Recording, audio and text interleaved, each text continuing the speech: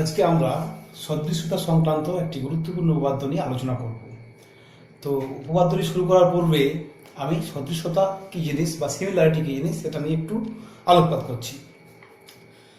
দুটো জ্যামিতিক চিত্রকে পরস্পর সদৃশ বলা হবে যদি তাদের আকৃতিটা একই রকমের হয়, অর্থাৎ শেপটা একই রকমের হয়, তাহলে তাদেরকে বলা হবে সদৃশ।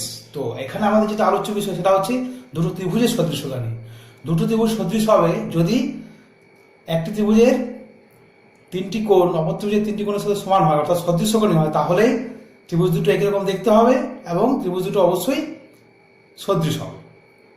তাহলে আমরা এখন উপপাদ্যে চলে যাই। এবার কি আছে উপপাদ্যটা দেখে নিই।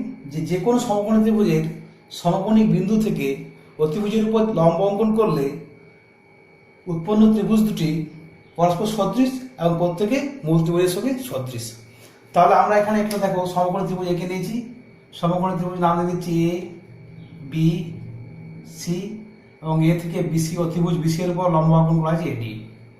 তাহলে উপপাদ্যে যে ফার্স্ট পার্ট সেখানে চলে যায় শিকার বা প্রদত্ত। শিকার বলা হয় বা প্রদত্ত বলা হয়, যেটা উপপাদ্যে দেওয়া আছে।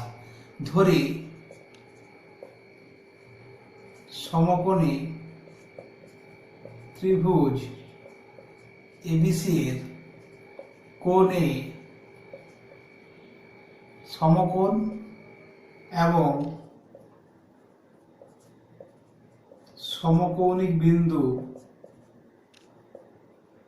এ থেকে অতিভুজ বিসি এর উপর অঙ্কিত লম্ব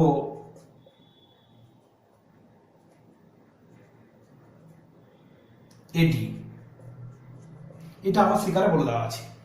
এবার কি প্রমাণ করতে হবে? যেটা প্রমাণ করতে হয় সেটাকে আমাদের বলা হয় প্রামাণ্য বিষয়, which is to be proved. প্রামাণ্য বিষয় যেটি আমাদের করতে হয়, এটা প্রামাণ্য বা প্রামাণ্য বিষয় বলা হয়। কি প্রমাণ করতে হবে? এই যে ত্রিভুজ দুটো উৎপন্ন হলো লম্ব অঙ্কন করার ফলে, তাহলে এরা প্রত্যেকে মূল ত্রিভুজের সঙ্গে সদৃশ। তাহলে এক নাম্বার হচ্ছে কি, ত্রিভুজ এবিডি এবং ত্রিভুজ এবিসি সদৃশ। পরস্পর সদৃশ বলতে পারো বা সদৃশ বললেও হবে, পরস্পর সদৃশ এক নাম্বার। দু নাম্বার কি, এদিকে যে ত্রিভুজ উৎপন্ন হয়েছে ত্রিভুজ এসিডি এবং ত্রিভুজ এবিসি, মূল ত্রিভুজ হচ্ছে এবিসি, পরস্পর সদৃশ। আর তিন নাম্বার কি প্রমাণ করতে হবে? এই যে দুটো ত্রিভুজ উৎপন্ন হয়েছে এরা নিজেরাও সদৃশ, অর্থাৎ ত্রিভুজ এবিডি এবং ত্রিভুজ এসিডি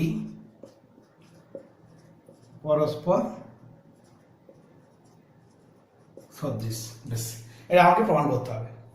তো আমরা যে আগেই বলেছি যে দুটো ত্রিভুজকে সদৃশ যদি আমি প্রমাণ করতে চাই, তাহলে আমরা দেখাবো যে ত্রিভুজ দুটোর মধ্যে তিনটে কোণ পরস্পর সমান।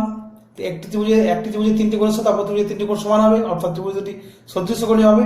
আর সদৃশকোণী হলে ত্রিভুজ দুটি পরস্পর সদৃশ হবে। তাহলে সেই লক্ষ্যে আমরা এগোচ্ছি। এই উপপাদ্যে বলে রাখি যে কোনো অঙ্ক না করতে হবে না, অর্থাৎ উপপাদ্যের প্রমাণ করার জন্য আমাকে বাড়তি আর কোনো কিছু আঁকতে হবে না, যেটা দেওয়া আছে উপপাদ্যের বিবৃতিতে সেটাই হবে।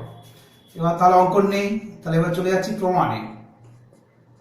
প্রমাণ হচ্ছে উপপাদ্যের সব থেকে ইম্পর্টেন্ট পার্ট এবং লাস্ট পার্ট। তাহলে প্রথমে আমি এই দুটো ত্রিভুজের কথা ভাবছি, ত্রিভুজ এবিডি এবং ত্রিভুজ এবিসি এর কথা। ত্রিভুজ এবিডি এবং ত্রিভুজ এবিসি এর এখন অন্য কিছু ভাবা দরকার নেই, এই ত্রিভুজটা এবং পুরো বড় ত্রিভুজটার কথা ভাবছি। দেখো কোণ এডিবি এর কোণ এডিবি সমান হচ্ছে কোণ বিএসি। এই কোণটা এডিবি আমি দেখিয়ে দিচ্ছি, এই কোণটা আর বড় ত্রিভুজ কোণ বিএসিটা কি হবে? সমান হবে। কেন হবে? কারণ উভয়ই সমকোণ। শিকারে বলে দেওয়া আছে যে লম্ব আঁকা হয়, যে লম্ব আঁকা হলে সমকোণ উৎপন্ন হয়, একটা সমকোণ ত্রিভুজ বলা আছে, তাহলে উভয় সমকোণ একটা হলো। এবার দেখো এবিডি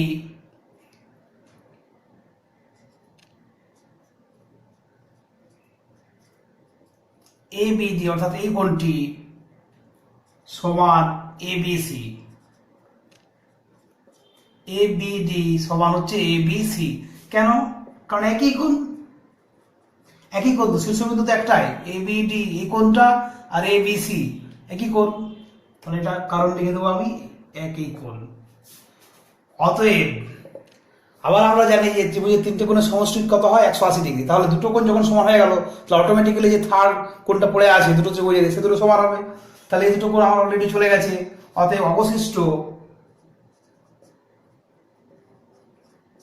অবশিষ্ট কি এবিডি, এটা পড়ে আছে, এটা এই দুটো চলে গেছে, তাহলে পড়ে আছে কত, বিএডি সমান অবশিষ্ট, এটা কোন কোনটা পড়ে আছে, এটা এবিসি চলে গেছে, আবার বিএসিও চলে গেছে, তাহলে পড়ে আছে এসিবি সমান অবশিষ্ট কোণ এসিবি। অতএব কি হবে, এই ত্রিভুজ দুটো সদৃশ হবে। অতএব ত্রিভুজ এবিডি এবং ত্রিভুজ এবিসি পরস্পর সদৃশকোণী, আর সদৃশকোণী হলে সদৃশ হবে। অতএব ত্রিভুজ এবিডি এবং ত্রিভুজ এবিসি পরস্পর সদৃশ। এটা 1 নম্বর প্রমাণ হয়ে গেল। দেখো ফার্স্ট প্রমাণ যেটা আমার করতে বলা হয়েছে সেই প্রমাণটি আমার হয়ে গেছে। বেশ, তাহলে এটা আমার লাগলাম। এবার আমি মুছে দিচ্ছি। এবার আমি দ্বিতীয়তে চলে আসছি। আমার জায়গা নেই বলে আমার বুঝতে হচ্ছে।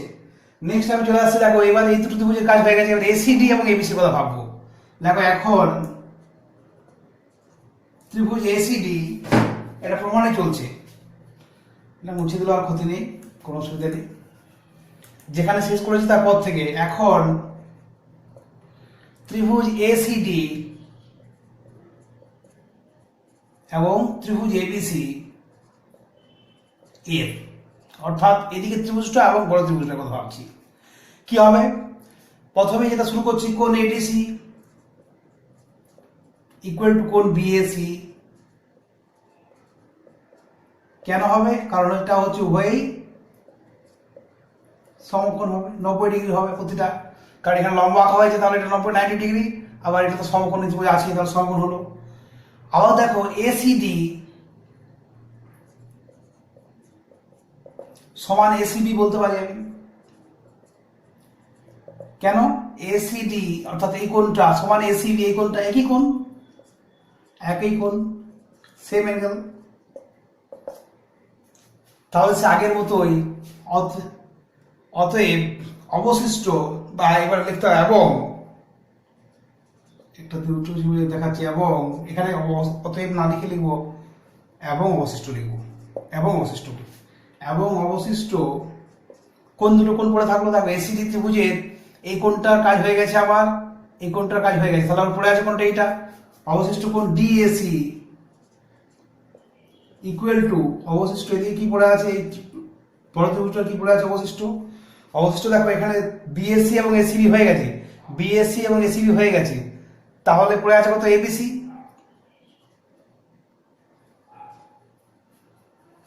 অতএব ত্রিভুজ দুটো কি হবে, ত্রিভুজের তিনটে কোণ সমান, ত্রিভুজের তিনটে কোণ সমান হয়ে গেল। অতএব ত্রিভুজ দুটি কি হয়ে গেল, সদৃশ্য কোণী। অতএব কোণ ত্রিভুজ এসিডি এবং ত্রিভুজ এবিসি পরস্পর সদৃশ্য কোণী। আর সদৃশ্য কোণী হওয়ার মানে পরস্পর সদৃশ হবে। অতএব ত্রিভুজ এসিডি এবং ত্রিভুজ এবিসি পরস্পর সদৃশ। এটা 2 নম্বর প্রমাণ হয়ে গেল। এবার যখন দুটো প্রমাণ আমি পেয়ে গেছি, তাহলে দেখো 1 এবং 2 থেকে আমি কি পাচ্ছি, এটা 1 নাম্বার 2 নাম্বার বলছি, তাহলে 1 এবং 2 থেকে দেখো বলা যাচ্ছে 1 এবং 2 থেকে কি পাই, ত্রিভুজ এবিডিও কার সাথে সদৃশ, ত্রিভুজ এবিডি এবং ত্রিভুজ এসিডি উভয়েই ত্রিভুজ এবিসি এর সঙ্গে সদৃশ।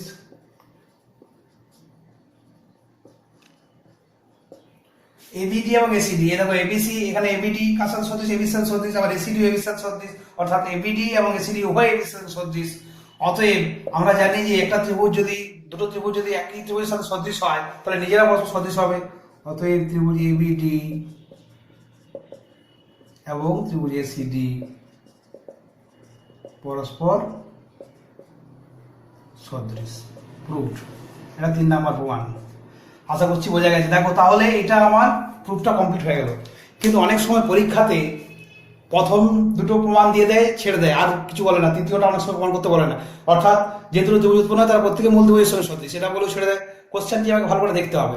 আর যদি শেষ অংশটি দেয় যে প্রত্যেকে নিজেরা পরস্পর সদৃশ, শুধু ওইটুকু যদি বলে দেয় তাহলে কিন্তু আমাকে 3টি প্রমাণই করতে হবে।